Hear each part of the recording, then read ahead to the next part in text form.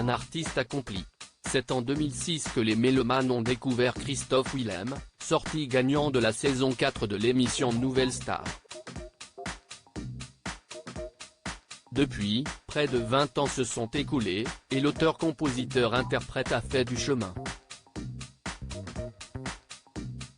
Jusqu'au printemps 2024, il sera en tournée en France et en Belgique, à l'occasion de Panorama, son 6e opus.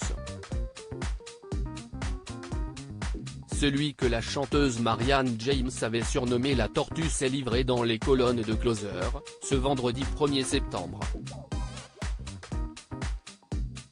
Carrière, vie privée, chirurgie esthétique. L'interprète des titres Je tourne en rond, Rêvons ou encore Après toi a évoqué un certain nombre de sujets. Le jeune homme de 40 ans a notamment fait référence aux raisons qui l'ont poussé à quitter la capitale française. Il y a quelques années de cela, cette ville m'est apparue comme une prison dorée. Supérieur à Sophie Marceau, Julien Doré, Jennifer. Ils ont quitté Paris. Christophe Willem prêt à quitter la France?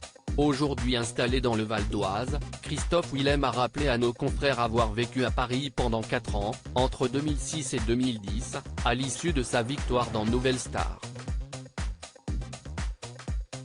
Mon bonheur est d'avoir un bout de terrain, de verdure pour respirer, a confié le chanteur, au moment d'évoquer les raisons qui l'ont incité à déménager. Né à Enghien-les-Bains, j'ai grandi à Deuil-la-Barre, et ma zone de confort se situe à Montmorency. Et l'artiste de résumer son point de vue de cette façon: ici, tout le monde me connaît. Toutefois, à l'occasion de cette même interview, Christophe Willem a estimé être moins casanier que par le passé. Constamment sur les routes pendant la période estivale, il a enchaîné une trentaine de concerts tout au long de l'été. L'artiste a dit avoir eu le sentiment d'allier plaisir et travail. Peu après, il a partagé l'un de ses rêves, emménager en Amérique latine. Plus précisément, au Brésil. Je me suis même renseigné, pour traverser l'Atlantique en bateau avec mes chiens. De Boston terriers qui ne peuvent pas prendre l'avion, a conclu l'interprète de Si mes larmes tombent.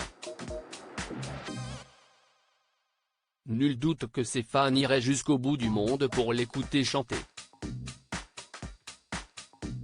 Article écrit en collaboration avec 6 Médias Crédit Photo, Cédric Perrin.